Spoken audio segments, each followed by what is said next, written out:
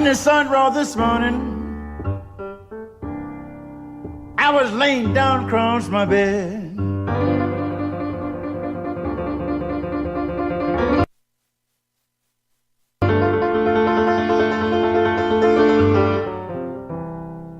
When the sun rose this morning, I was laying down across my bed.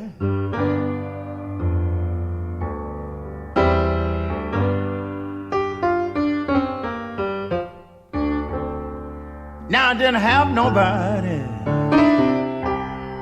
to hold my aching head.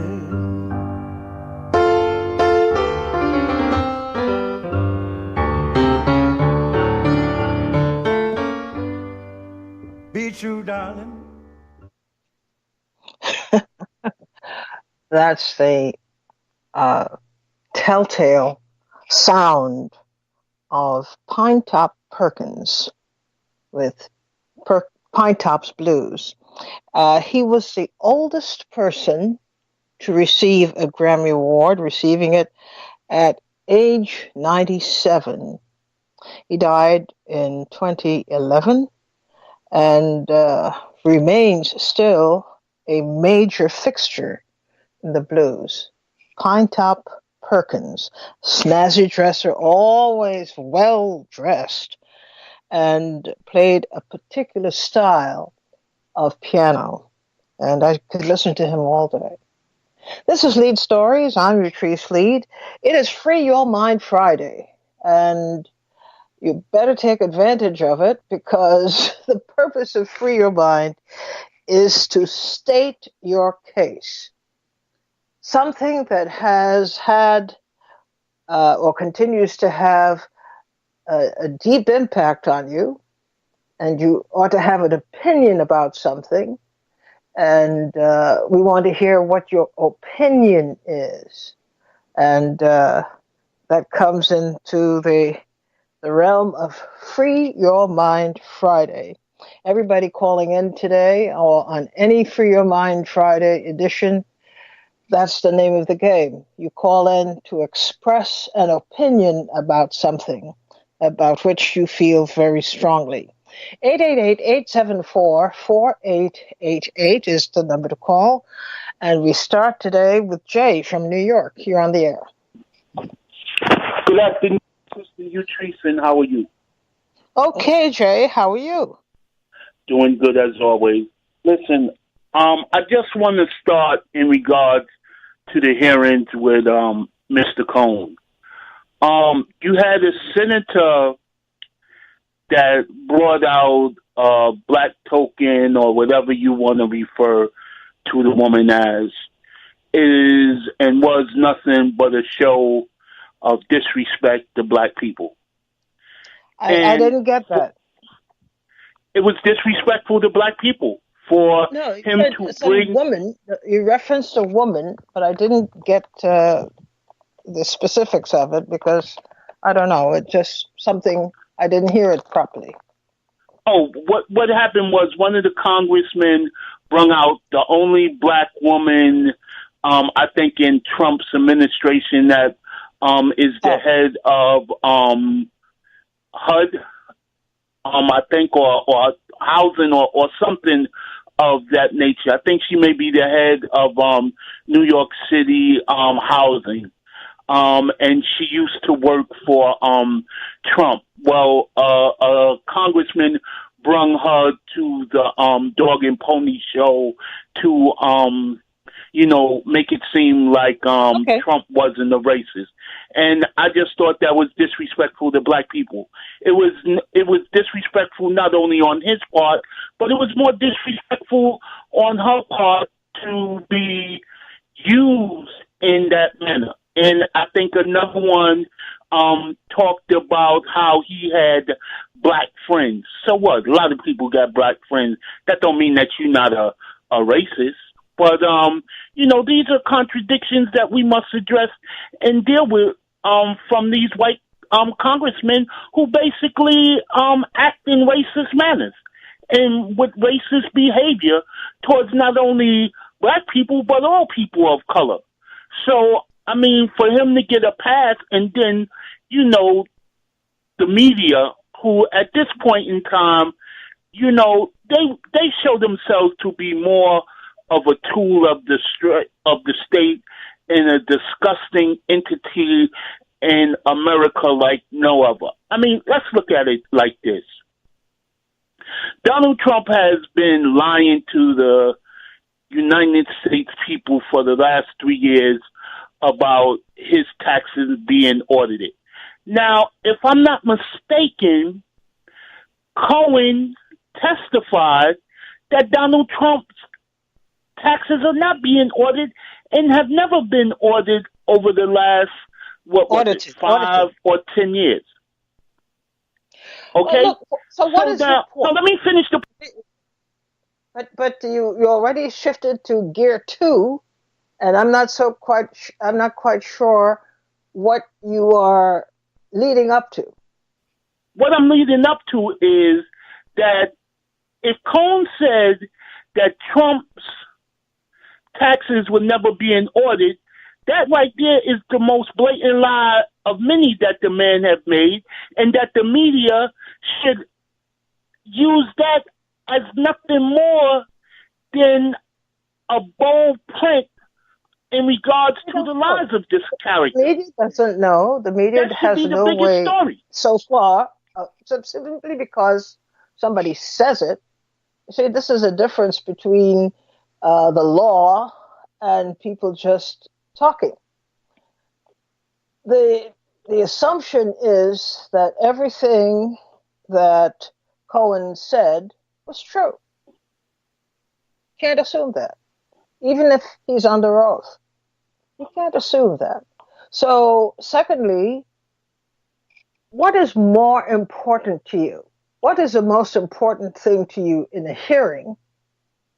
Do you pick out one item or another item as opposed to taking a total view of the hearing as a whole? What is more important? I pick out what I deem to be of importance to deal with the narrative of the story, because there's too many games being played in the whole hearing, and it's too many agendas in play. So I pick out what I think is of useful value to clear the minds of the American people. You just answered the question beautifully. The idea is to wait and see. There are things that will appeal to you as being, oh, this is off center here. This is not right. It doesn't sound right.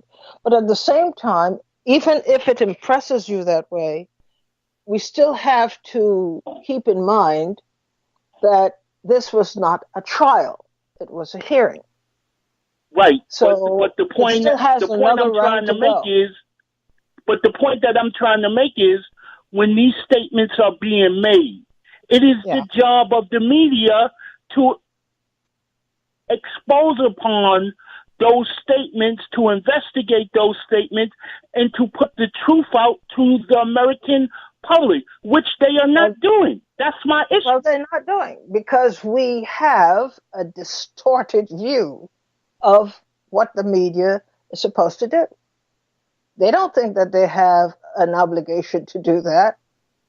They have entirely different instructions that they follow. Their journalism has to... Instructions from who? Who their instructions are from? For example, how is it that you can view the New York Post one way, the Daily News one way, the New York Times one way in terms of the editorial slant? It means that the editorial positions of the paper are governed by some kind of instruction. The editors know what it is, the reporters know what it is, and people don't cross the line.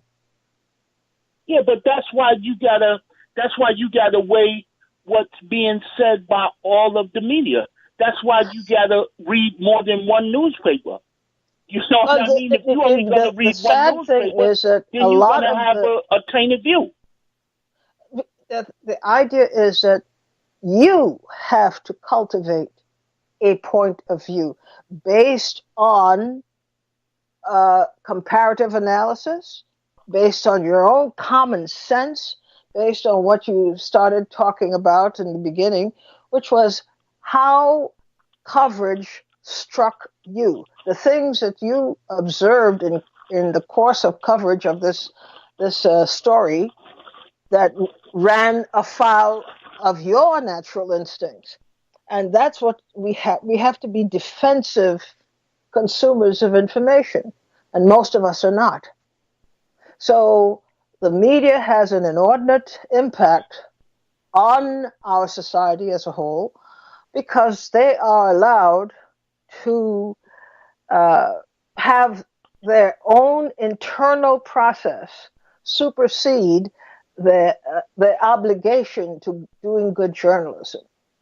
If a very good reporter or a very good editor were to respond to a story or to an event with the same kind of mindset as you just talked about, they will not last within the news community. They will be subjected to a great deal of scrutiny because they would be seen as people running contrary to the viewpoint that they're expected to hold to. So it is up to you and me and other people to be defensive. And that's why we deconstruct stories all the time on this program. Thanks for getting us started today, Jay. We go to Liz from North Carolina. You're on the air. There is two things I wanted to talk about. The first thing was I was just looking and teaching my grandchildren some Black history things, and there is a woman who was the first African-American general officer, and she, her name is Marcelite Harris, and it just struck me that it was odd that she died in September of 2018, and she wasn't buried in Arlington until February. That just seemed awfully odd to me. I was wondering if you knew anything about that. No, I know nothing about it. And the other thing is, I just wanted to say, I think that those meetings that Trump had ended very abruptly. He could not reach his personal agenda. And that's all I want to say. All right. Well, thank you. I don't know anything about the military person that you mentioned, but it's worth looking into. You should take a look at following the story a little bit more closely and ask, well, what happened here? But in the case of Trump, we all are entitled to, I should say, we're all entitled to figure out for ourselves what might have happened to derail those talks. We're not getting explanations. We're not getting information from inside. So we are perfectly within our rights to be puzzled enough to do a little bit of research or even to follow our own mind as to what might have happened in that room. Thanks so much for your call. Jean from Maryland, you're on the air. I have 2 points for you today. The first is on Venezuela. I read a very interesting article in the UK Daily Mail, which was talking about the Russians having begun the establishment of a base on an island just 100 or so miles off the coast of Venezuela, and that they're going to be using that base to have a presence in the Caribbean. And I thought that was interesting in that we don't really hear from Pompeo or Vice President Pence as they are prosecuting these actions against Venezuela, any sort of explanation or definition of why they're doing what they're doing. And so I thought that was very interesting to find some additional information from another source. And I'd be interested in some of your thoughts on that. And a second thought,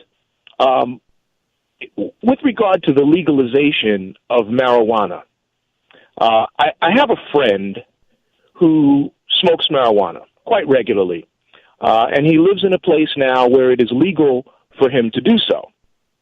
But he had a rude awakening a week or so ago when he was turned down for a job after they tested him, and of course THC was in his blood, and they told him, thanks for playing, but we're not going to hire you. And I thought that was very interesting to note that while the government may allow the consumption of marijuana products, and so on, that an employer has it within their purview to make a decision whether or not to employ one who does. Well, interesting. I don't know that. As you were discussing the station that Russia is supposed to be erecting in the Caribbean, this troubles me, and this is the problem that we have with superpowers. They do whatever they want to do, whether they're communist, capitalist, socialist, whatever it is. It means that the Caribbean is going to be militarized. It already almost is. You know, the U.S. has considerable military presence in the Caribbean with bases and so forth. That troubles me, and we should. I don't know what we should do, but I know my reaction to it is that I detest the idea that the superpowers, whichever superpower, wants to do whatever it is they want to do. They can do it. And it means that, again, the entire Caribbean is soon to be totally militarized. China is interested in the Caribbean. It has economic investments and so forth there. It's backed up by a military presence. The same with the United States. So we have all over the world this dynamic of one superpower checking the other superpower. And soon you find that the entire region is militarized. And they spread and contaminate the region, whether people like it or not, whether we want it or not. They just go and set up their thing. They take over a whole island. It happened in Puerto Rico and Vieques, where they tested nuclear weapons on the island just off the coast and had nothing to do with the fallout afterwards, including deformities in babies, the fish and wildlife and so forth that people would depend on no longer consumable. The region was a nuclear waste dump. And you have these catastrophes happening in pockets all over the world by the superpowers who believe, look, you want to come fight us about this? Why don't you bring it on? You have no army to speak of. You have no navy. You have no air force. And we could obliterate you at any time. So the implicit power that they have basically allows them to overrun even international law. We shouldn't have this kind of wild development going throughout the world where these superpowers just decide that it's time to do whatever it is they want to do. All throughout Micronesia, all throughout the Far East, you have in places that used to be so pristine, you have these calamities resulting in from the presence of superpowers engaging in military development, experimentation, and construction in the event that they have to engage in warfare with each other. But they are really running roughshod over the natural environment and the way people live. So this is a major story. With regard to the legalization of marijuana, no, you are talking as if you expect this whole thing to be so logical. It isn't, and it won't be. Uh, Governments decide, the United States government has decided that it will legalize in some cases. It's not a flat across the board decision yet taking effect, although it is contemplated that it is time to legalize marijuana. What does that mean? What does that mean? And now you're raising the question of, well, while the government says that and is moving toward just across the board uh, legalization, you have employers opting not to accept legalization of marijuana. What does that say to you? I have to ask you, what do you think that means? I think it means a couple of things. From an economic perspective, I think that government forces and banking forces, as well as local government forces, because of the tax revenue that this is generating, have realized that there's an awful lot of money out there that needs to be capitalized on. And I think they're moving this in that direction. I also think from an economic perspective that the idea of employing people, and we're seeing this from a number of different directions, whether it's automation and drones and AI, or making people unemployable because of what may or may not be in their blood, just goes to show that the economy does not need so many people to be employed in order for capital to do its thing to make profit.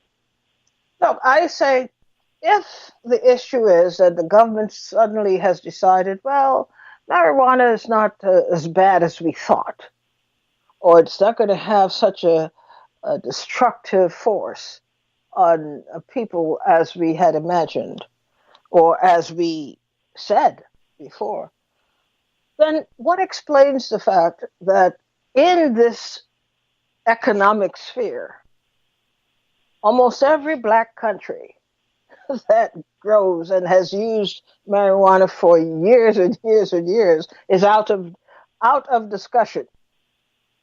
They have no participation in this at all. And if the government has reached a point of saying, well, we're going to give it a green light because all the tests and experimentation that has been done shows in the end that it is not nearly as destructive as originally thought, then you could say, well, to a country like Jamaica, then it should become a legitimate revenue producer, shouldn't it? And places in the Caribbean, places in Central and South America, they should now become legitimate revenue producers for those countries. But they're not in the discussion on the money end. I find that fascinating. Your point is very valid, because if you think in terms of the way the laws are set up right now, you don't even have marijuana being recognized under the Interstate Commerce Clause.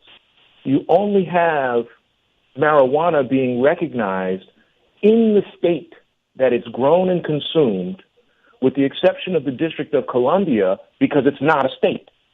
But you cannot cross the state line for commerce's sake with marijuana and or marijuana products. Well, I think that's a conversation that needs to be had. If marijuana is now quasi legitimate, both uh, economically and socially, it should be inclusive. But we don't see that inclusion at all. In fact, we see the exact opposite, an insistence that the places that traditionally grew marijuana and used marijuana are totally excluded from the commerce of marijuana. And even you could make an argument that this, for an ailing country, an economically ailing country, could be a great source of revenue. It's just like chocolate. Uh, not a single cocoa tree grows in Germany, but they're one of the world leaders of producers of chocolate. How did that happen? How is that anomaly easy to live with?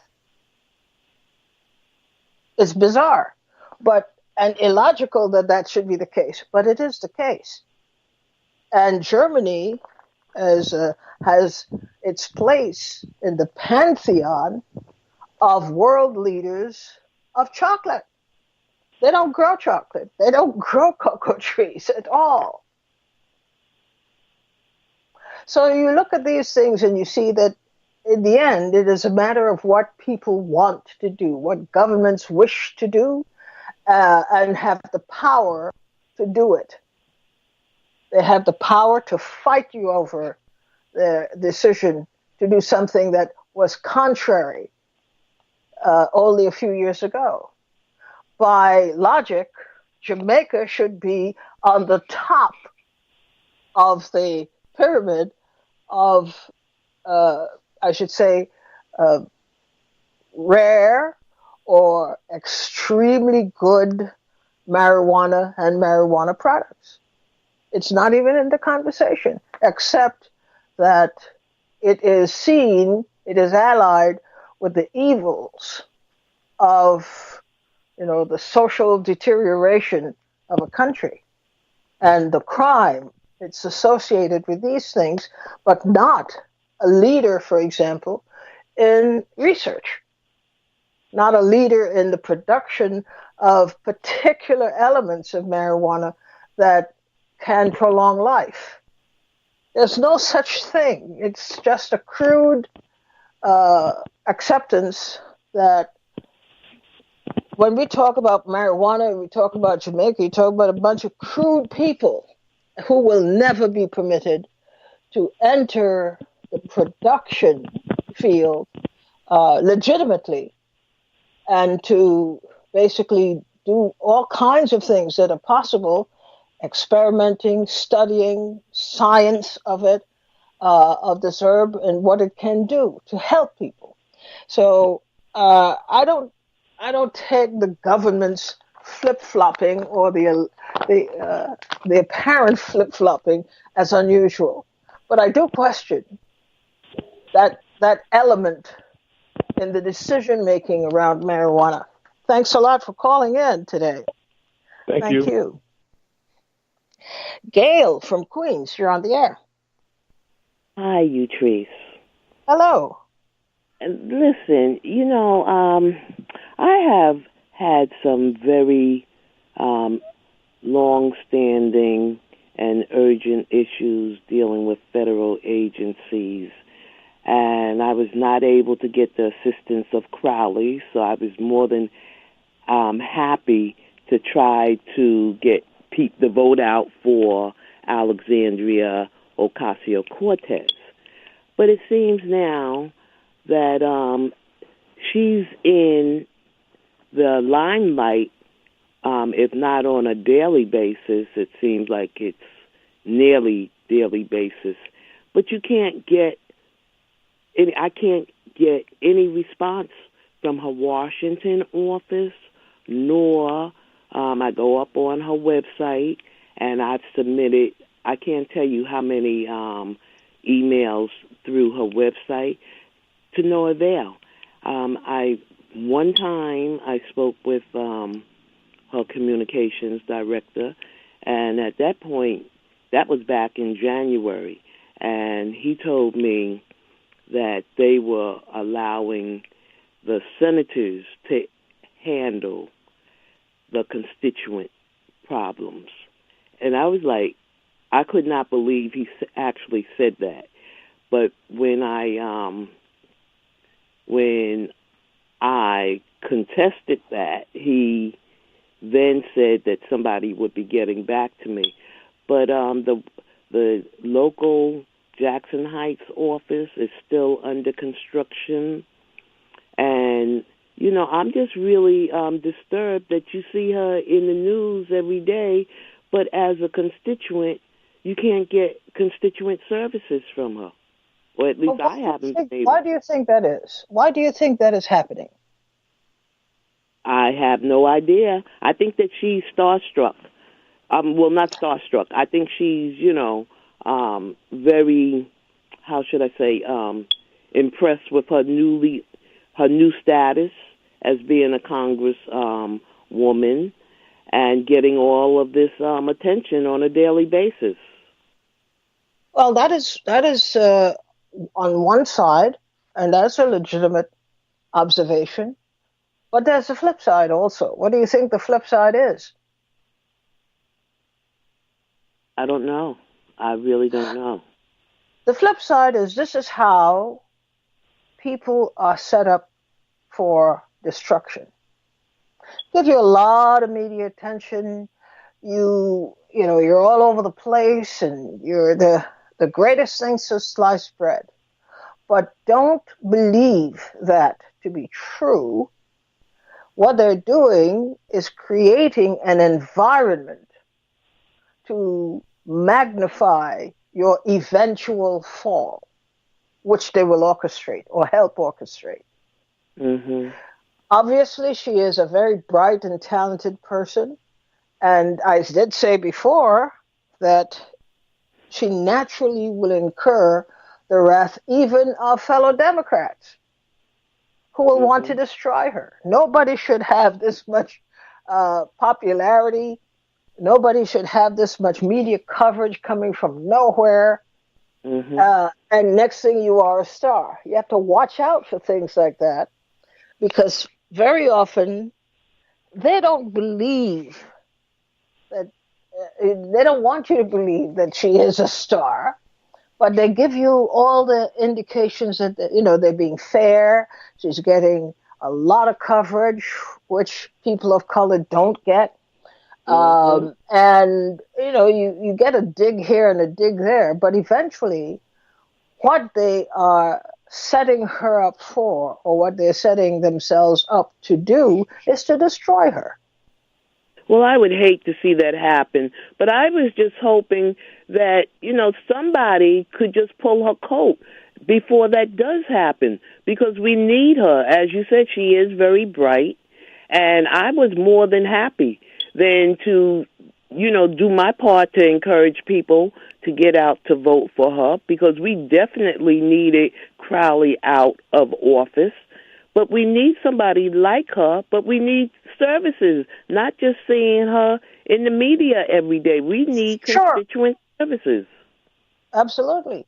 But understand what is at work here. Number one, even just by existing, just by waking up in the morning, she would be a cause of concern to the establishment. And so, there are a lot of things that are going to be orchestrated to tarnish her reputation, to make it look as though she is an egomaniac, that she's about is, media coverage and so forth.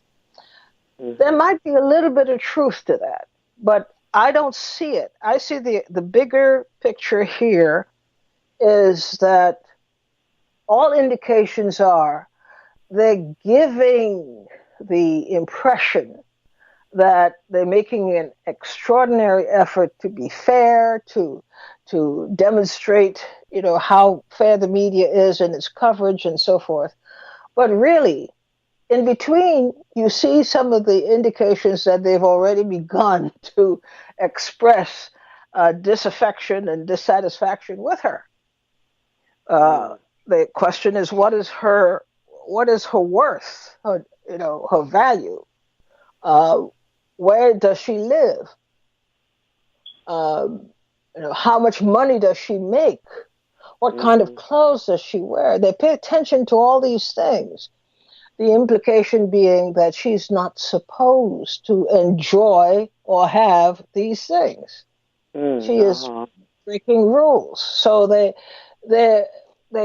while they're giving all this coverage, it's also tinged with a racism, a subtle racism that says she's the word for it when applied to blacks was uppity. She's uppity. And it will grow in intensity. But your point is well taken. I, too, have called not just her office. I don't have very much luck getting my calls returned. I've called Sanders' office. I've called quite a few legislators' offices, and I don't get calls returned. Because their thing is coverage, even if it's bad, it's good if it's in the New York Times. But the one thing I need service. I think you're right to be public about it and expressing your concern about it, because that too is part of what we routinely experience with our legislators. I'm sorry, but this is out of total frustration, because I can't tell you how many attempts that I have made. And like I said, because of the urgent matter and because it's so long-standing, I've been trying since the beginning of January to get in contact, and it was very difficult to even get a contact number.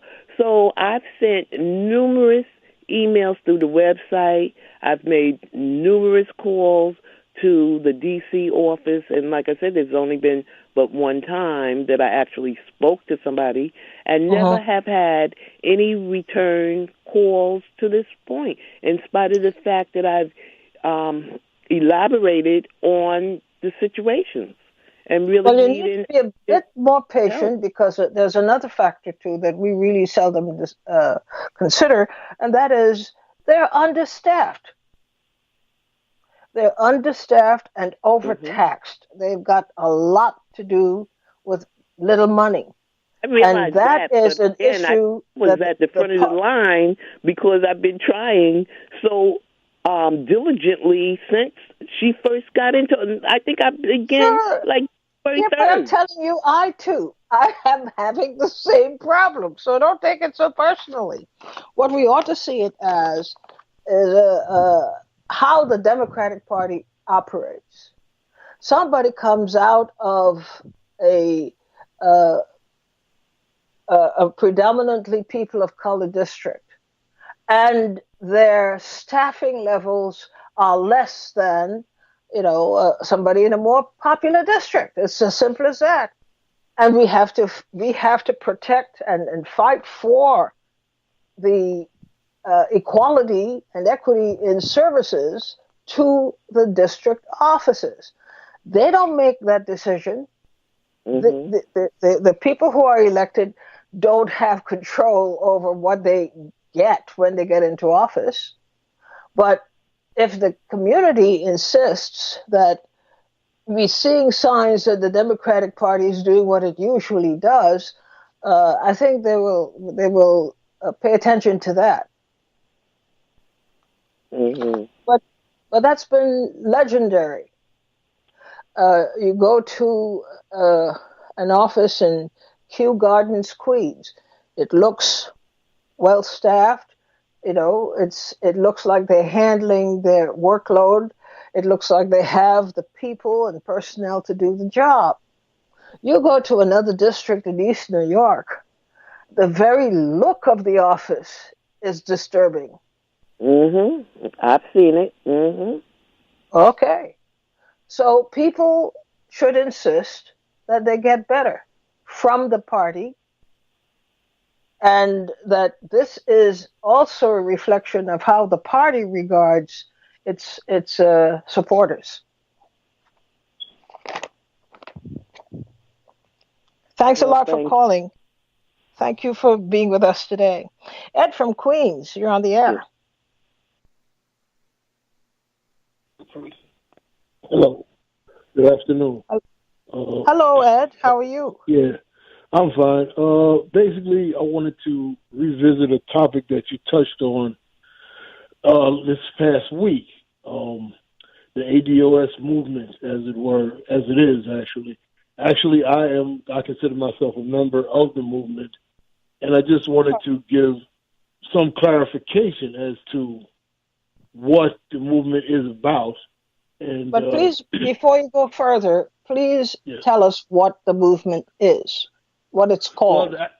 the acronym ADOS is American Descendants of Slaves, or DOS, Descendants of Slaves.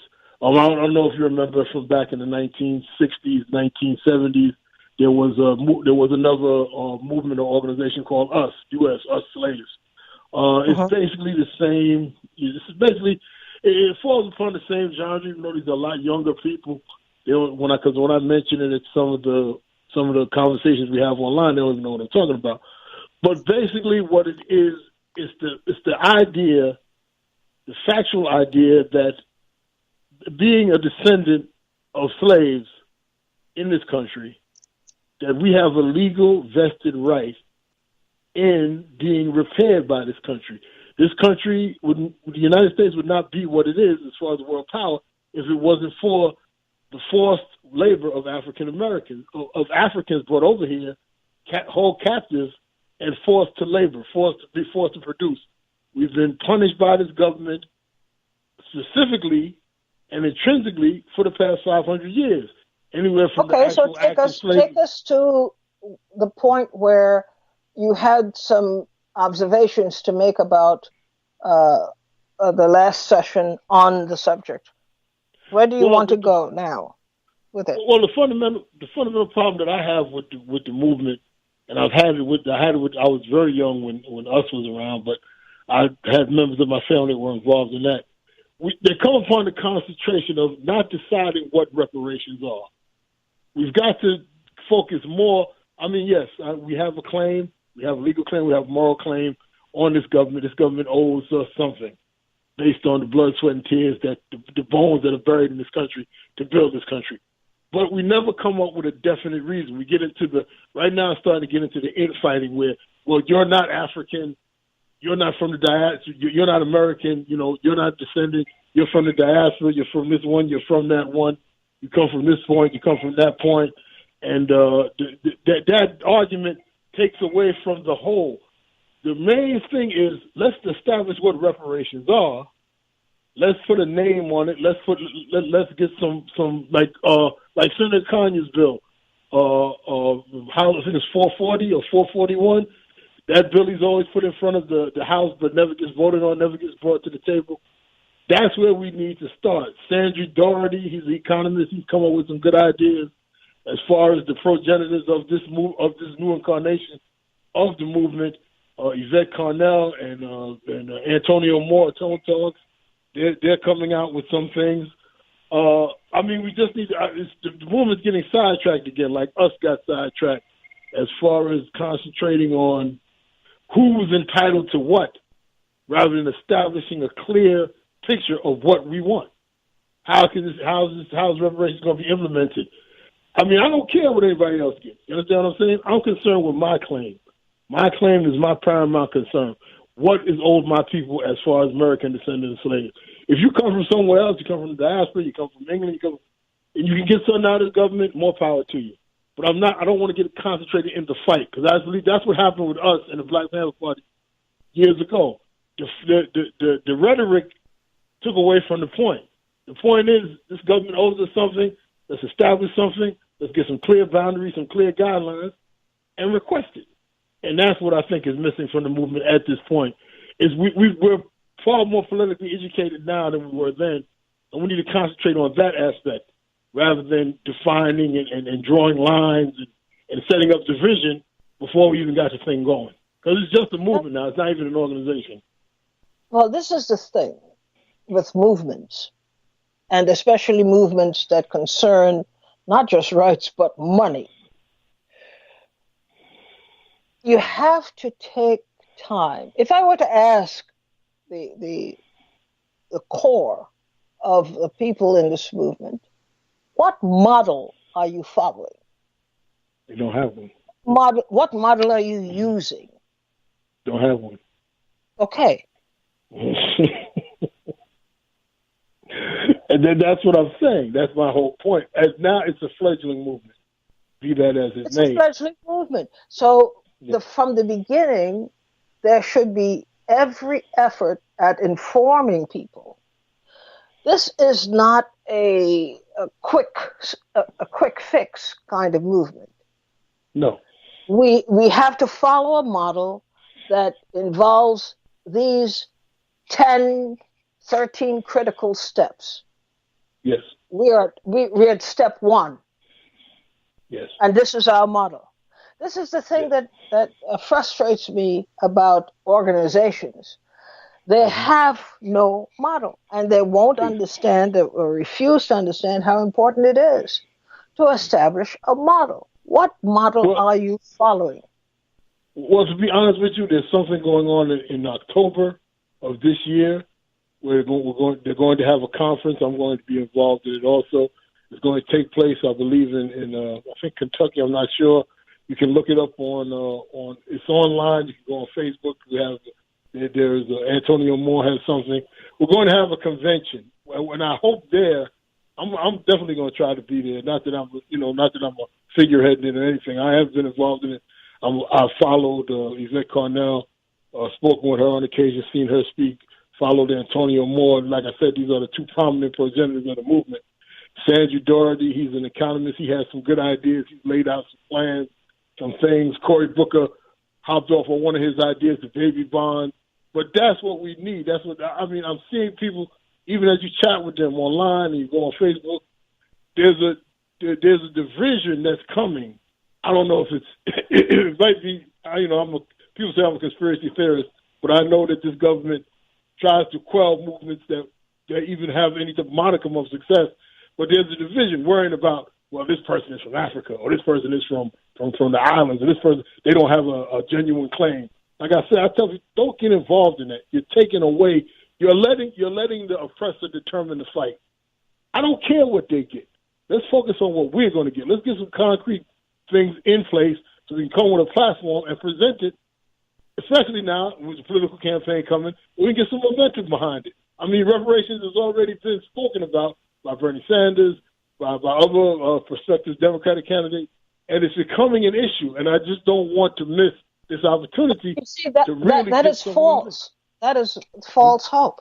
They're speaking about it, but where is their written model as a legislator?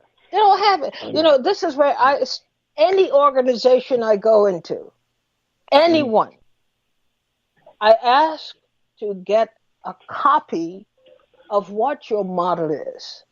What is it that you're proposing to do, and how far along are you with it? You can't build and theorize and organize and do all of that at the same time and be successful. You have. This is why I said in the last time that you need to go someplace on a retreat, someplace quiet.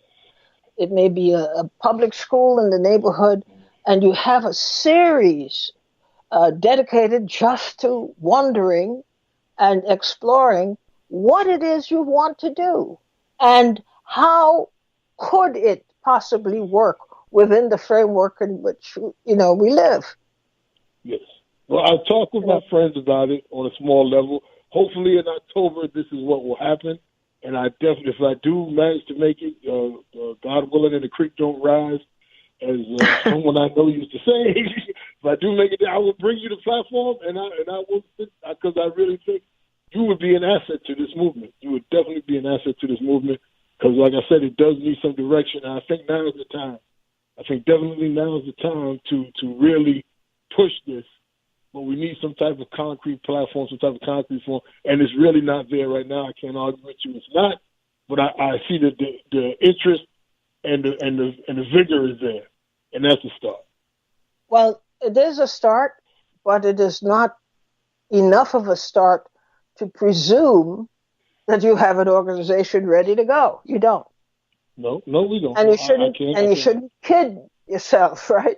We shouldn't kid ourselves that you have an organization ready to implement anything.